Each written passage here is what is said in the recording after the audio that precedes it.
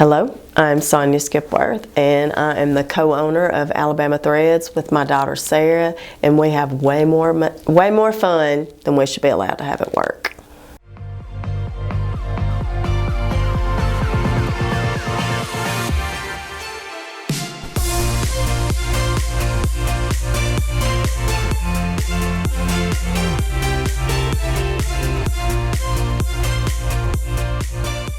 I am an online t-shirt, they call it decorator, which I think is funny, but it's actually, we sell online to boutiques, and we service between 6,000 and 7,000 boutiques online. We actually started as a project for my daughter's graduation that she had to have an internship, and she was getting married that year, so one of the things, she wanted to go to Nordstrom, but she didn't want to leave because of planning the wedding and everything. So we got special permission from her professor, because I'm a former teacher and I was a special education art teacher, and so it worked out really well because I knew how to plan a lesson, I knew how to do a syllabus, all those things, and so we proposed our plan, and that's the beginning of how it started.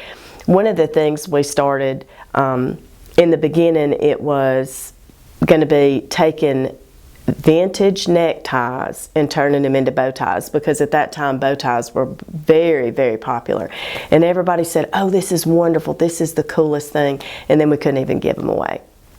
All your cheerleaders are like, oh, this is a great idea, and on paper it's a great idea, but in the real world it reeked. So we failed. So we went to, a lot of people were saying, everybody's wearing Matilda Jane now, these little girls' outfits, since you sew, do those. So we made those.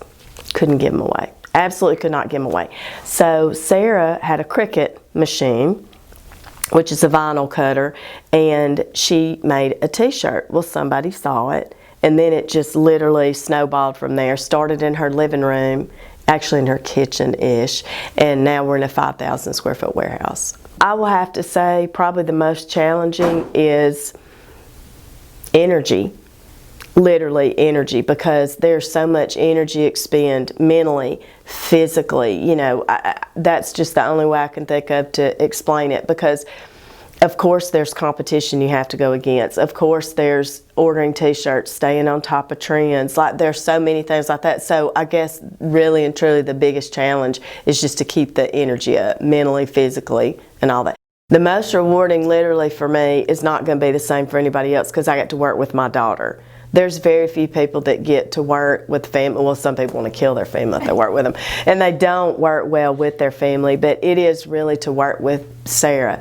But I will say some of the other intangibles are, if I want to take off to go to visit my grandkids, I can, but at the same time, people think that you can just leave when you want to. No, you really can't, because I have to go in and work at night a couple of nights in a row, go early in the morning. So that's one of the things that's probably great, is flexibility. The most common misconception is that you're your own boss, and that is not true.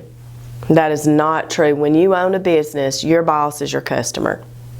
You will never be without a boss, because if you're supposed to have an order out, somebody says you're supposed to have the order out on the 14th, they expect it on the 14th, and we under promise and over deliver. We joke all the time and say we want to be the Chick-fil-A of t-shirts, and that's really true. And you never don't have a boss.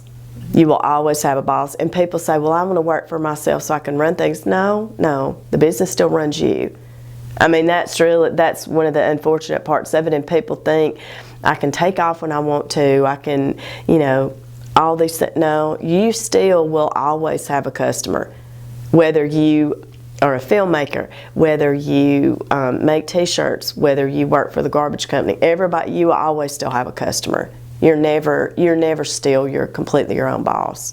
I think in high school, one of the things I would like to have known, and this is probably more on a little personal level, but not to worry so much about what people think about you. I think that would be a thing, just because I think that we put so much stock in what other immature people think about you.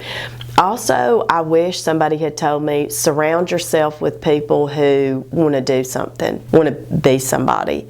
And I don't mean like necessarily be president, but people who have ideas and want to do things in life. Everybody talks all the time about young people being on their phone all the time. Well, people my age are on their phone all the time.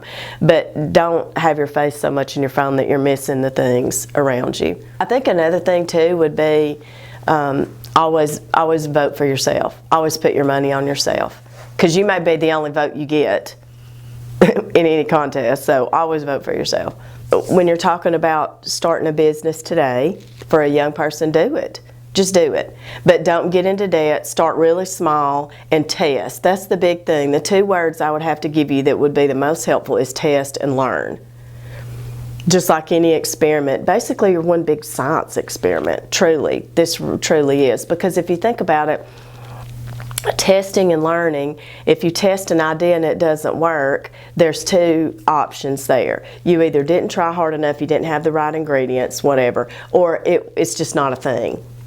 So you've got to have a little bit of intuition about it to decide whether or not is this a thing, like could this be successful? Because you think about it on Shark Tank, one of the biggest things that dive bombs everybody is no proof of concept.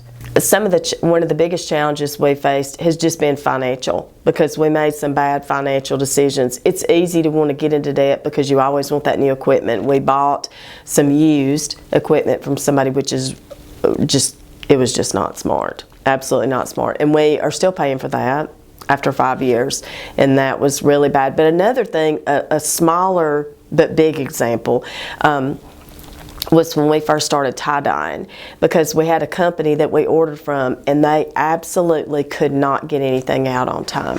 So I went and took a class up north and studied and failed so much.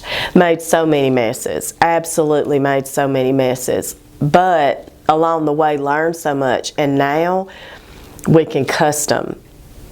And it's a huge big deal. And if somebody says, oh, our school colors are blah, blah, blah, now I can do that. So that was a thing too, because that took everybody that has a job because somebody has a problem. If you're a doctor, it's because people can't take care of themselves when they're sick. You know, if you are a mechanic, it's because somebody can't fix their car. Well, us with the tie-dye, we just were not able to get what we needed. So I was like, we can do that. Write down what is a job that you would love to have. If education didn't matter, money didn't matter, all the opportunities, none of that mattered, what would you want to do? And then work towards that. That's what I would say. And also, I would say, don't give up. You need some cheerleaders in your corner. You really do, but sometimes it is just you. Sometimes Sarah and I are the only people that believe in ourselves, only. And so I will have to say, like I said, I will tell her, I've said it 100 times, our money's always on us. Always, every time. I'm always betting on us.